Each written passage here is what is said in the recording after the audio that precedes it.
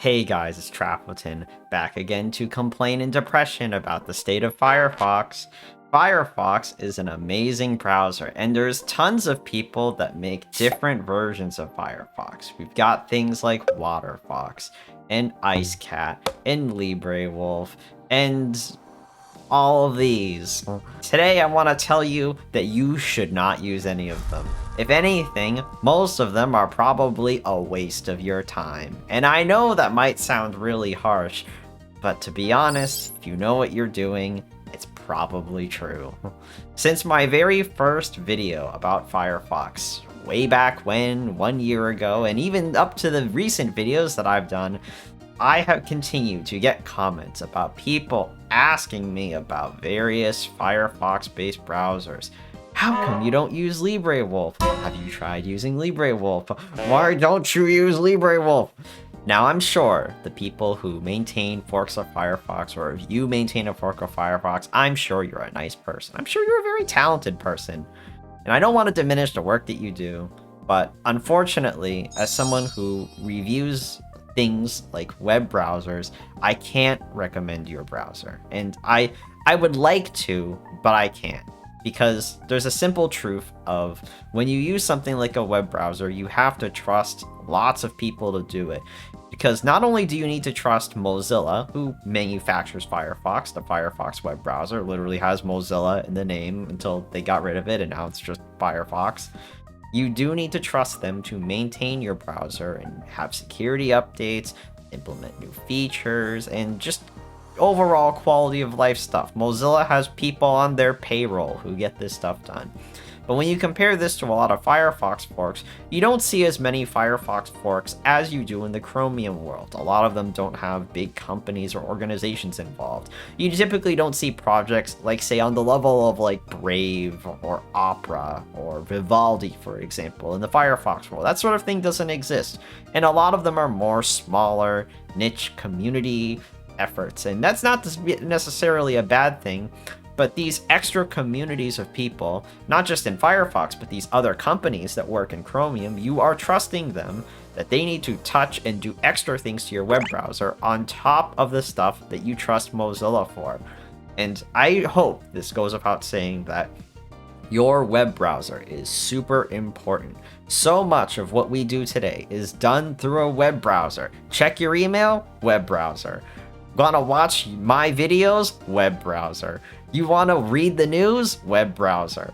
And unfortunately, with something as critical as getting access to the internet, like your web browser, you better hope that whoever is maintaining it does a good job of keeping up with the W3 standards and all of the weird niche little features and animations and video acceleration that happens in web browsers. And everything like that is super important to keeping up with today's fast-paced corporate standards.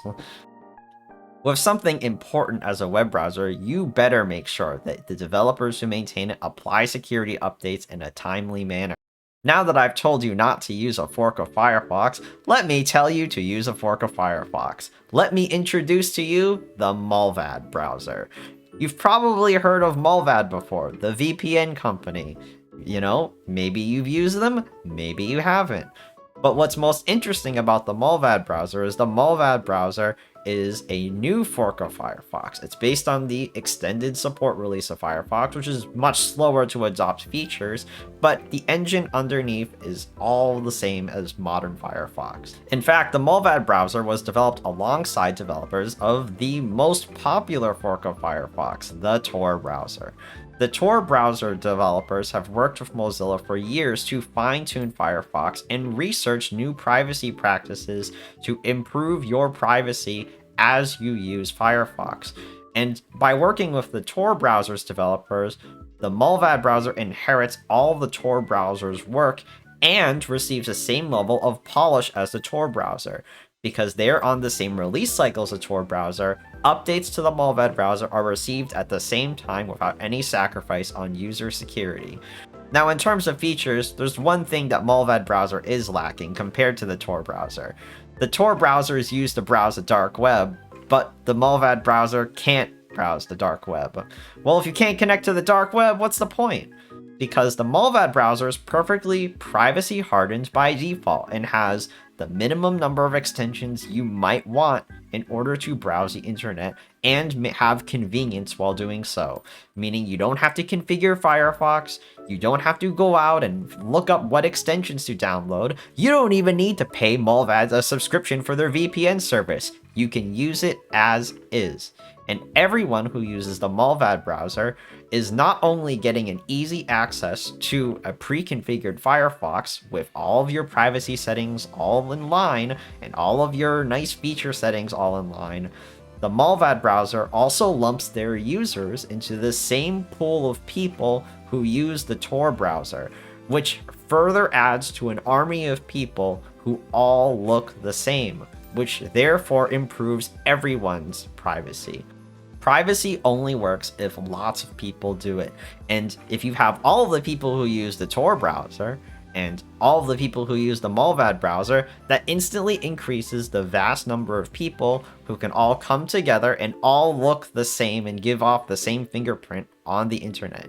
Because the Mullvad browser and the Tor browser use the same underlying tweaks and engine, everyone looks the same, and everyone is all pseudonymous and anonymous among this little pool of people. And if you use a VPN, whether it's Mullvad or another VPN, you're now part of the same army of people who use a Tor browser with the same looking traffic.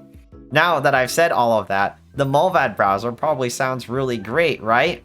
Well, there are some caveats that keep the Mullvad browser from being the browser for most people, but it does fulfill its job of being a specialized browser, and I'll try to explain the downsides as to why it's a more specialized browser.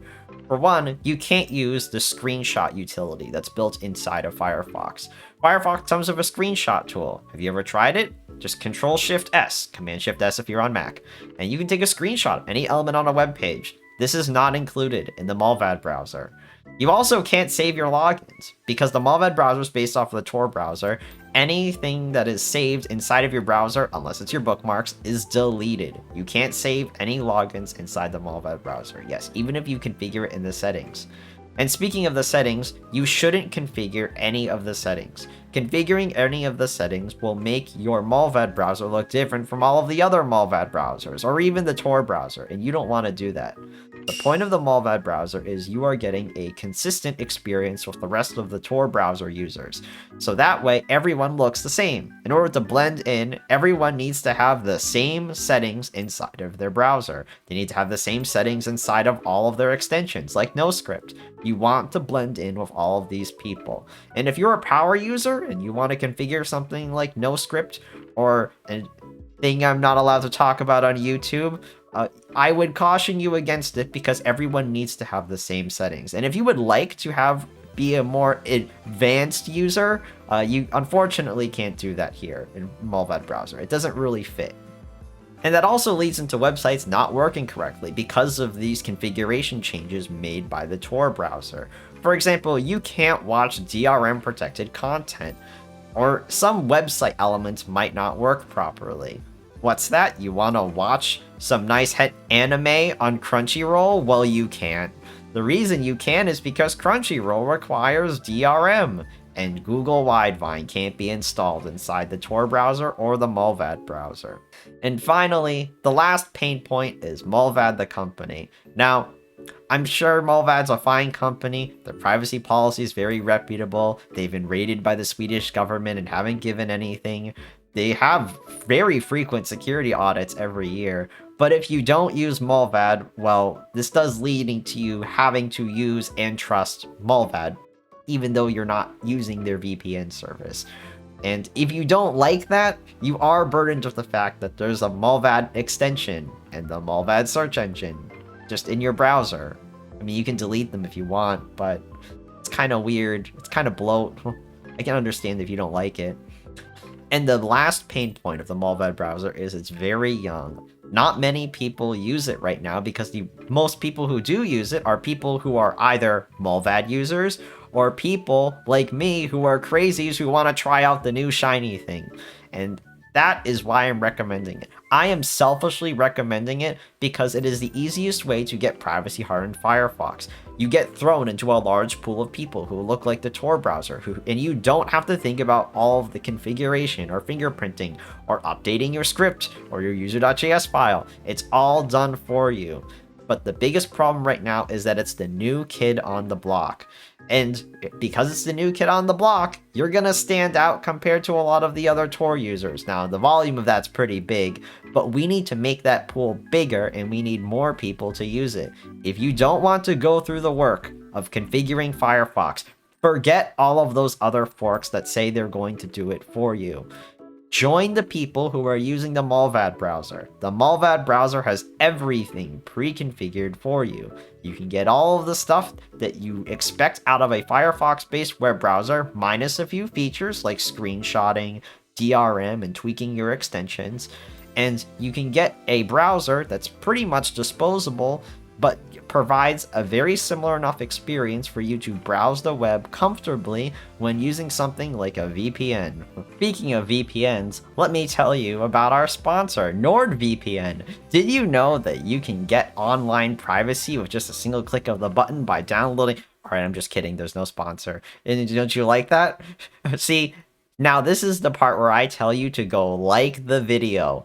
Like this video. If you like this video, you don't have to listen to me shill VPNs to you like those stupid people who make me lose respect for them every time I hear them tell me to use a VPN because they were paid money by them doing a thing. Alright, thank you for watching. I will see you guys next time. Have a great rest of your week.